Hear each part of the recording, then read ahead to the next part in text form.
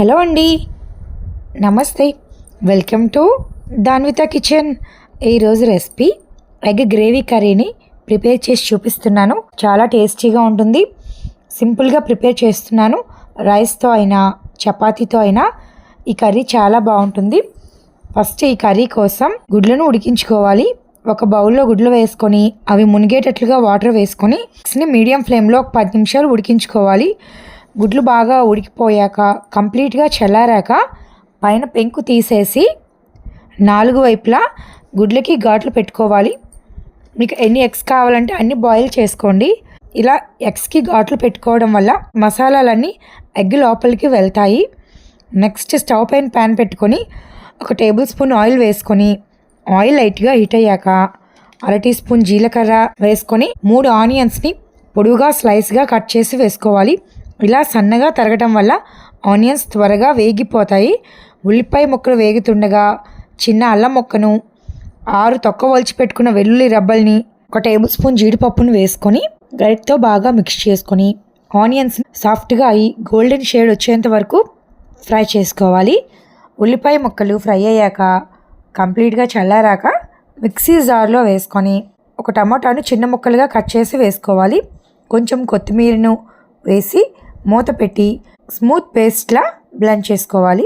Next మరలా stove పైన pan పెట్టుకొని 2 టేబుల్ స్పూన్లు ఆయిల్ వేసుకొని ఆయిల్ లైట్గా హీట్ అయ్యాక 1/2 టీ స్పూన్ పసుపు, 1/2 టీ స్పూన్ కారం, 1/2 టీ స్పూన్ సాల్ట్ వేసుకొని ఘాట్లు పెట్టుకుని ఎగ్స్ను వేసుకొని ఎగ్స్ పైన లేయరు క్రిస్పీగా అయినంత వరకు ఫ్రై చేసుకోవాలి.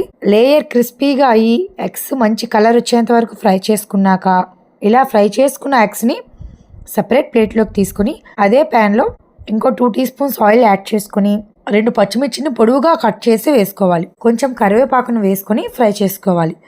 నెక్స్ట్ ఇందులోకి ఇందాక మనం గ్రైండ్ చేసుకున్న ఉల్లిపాయ పేస్ట్ని వేసుకొని గరిటతో బాగా మిక్స్ చేసుకొని ఈ పేస్ట్ని మీడియం ఫ్లేమ్లో 3 నిమిషాలు బాగా ఫ్రై చేసుకోవాలి.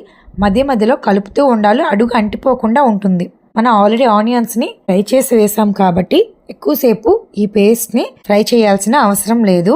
ఈ ఆనియన్ పేస్ట్ వేగి ఆయిల్ పైకి తేలాక ఇందులోకి స్పైసెస్ని యాడ్ చేసుకోవాలి. 3 మినిట్స్ అయ్యాక ఇందులోకి 1/2 టీ స్పూన్ పసుపు, 1 టేబుల్ స్పూన్ కారం, 1/2 టీ స్పూన్ జీలకర్ర పొడి, 1 టీ స్పూన్ ధనియాల పొడి, రుచికి తగినంత ఉప్పును వేసుకొని 1 టేబుల్ స్పూన్ పెరుగు వేసుకొని కొంచెం చిలికి పెరుగును వేసుకోండి. త్వరగా ఆనియన్ పేస్ట్లో కలిసిపోతుంది. పెరుగు వేసాక ఇవన్నీ బాగా మిక్స్ అయ్యే విధంగా గరిటతో బాగా మిక్స్ చేసుకోవాలి. ఇలా మిక్స్ చేసుకున్నాక 1 మినిట్ లో ఫ్లేమ్లో ఆయిల్ పైకి తేలేంత వరకు ఫ్రై చేసుకోవాలి. మసాలాలు ఏమీ మాడకుండా ఫ్రై చేసుకోవాలి. ఇలా ఫ్రై చేసుకున్న మసాలా పేస్ట్లోకి ఇందాక ఘాట్లు పెట్టుకున్న ఎగ్స్ని వేసుకొని ఒకసారి బాగా కలిపేసి గ్రేవీకి తగ్గట్టుగా వాటర్ వేసుకోవాలి. నేనైతే ఒక చిన్న గ్లాస్తో వాటర్ వేసుకున్నాను. వాటర్ వేసాక సాల్ట్ కారం చెక్ చేసుకోండి. ఏదైనా చాలకపోతే యాడ్ చేసుకోవచ్చు. నాకైతే పర్ఫెక్ట్గా సరిపోయింది. వాటర్ వేసాక మూత పెట్టి మీడియం ఫ్లేమ్లో ఉడికించుకోవాలి. గ్రేవీ దగ్గరగా అయ్యి ఆయిల్ పైకి తేలి మన గ్రేవీ కన్సిస్టెన్సీ కొంచెం చిక్కగా అయ్యాక ఇందులోకి 1/2 టీ స్పూన్ గరం మసాలా పౌడర్ని కొంచెం కొత్తిమీరని చల్లి మొత్తం ఒకసారి కలిపేసి స్టవ్ ఆఫ్ చేసేయండి. అంతేనండి, tasty egg gravy curry ready అయిపోయింది. చూసారు కదా ఎంత అమ్మీగా ఉందో. చపాతీతో కానీ అన్నంతో అయినా చాలా బాగుంటుంది. చాలా సింపుల్గా ఈజీగా బ్యాచిలర్స్ కూడా ప్రిపేర్ చేసేయచ్చు. ఈ సూపర్ టేస్టీ ఎగ్ గ్రేవీ కర్రీని ఒకసారి ట్రై చేయండి. మీకు ఎలా వచ్చిందో నాకు కామెంట్ చేయండి. Thanks for watching this video.